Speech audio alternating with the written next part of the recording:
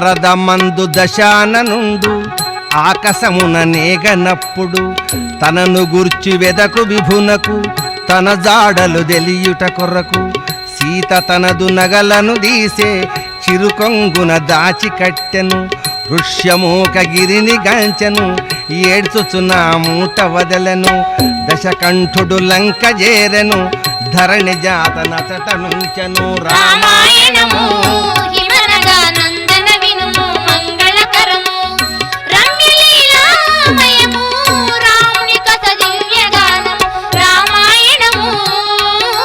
దివ్యగానము మాయలేడిని జంపి శ్రీరాముడు మరలగా గన్పడెను తన తమ్ముడు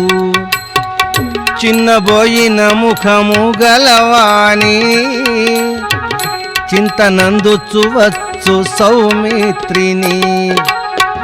సీత నొంటికి విడచి ఈ తీరుగా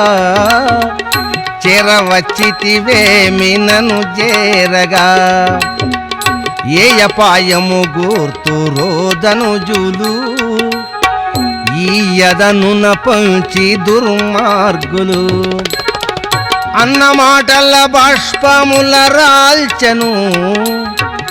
అంతయు సౌమిత్రి వివరించెను పర్ణశాలను చేరి పరికించిరి పడతి సీతాదేవి కై వెదకిరి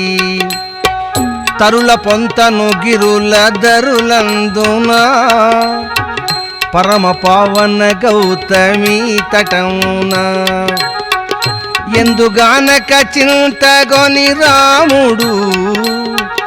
ఎలుగెత్తి విలపించే నరపాలుడు సీతా సీతా సీతా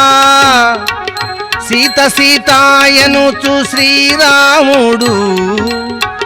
రాతి రాతిన వెదికే గుణతాముడు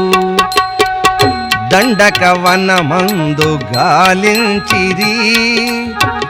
ధరణిజ కై వెదుకుచును నడచిరి రెక్కలు దెగి రక్తమున గూలిన రెప్ప మోసుయు స్మృతుని గోల్పోయిన ఆర్తజటాయుని గతి చూచిరి అన్నదమ్ములు వాని దరి చేరిరి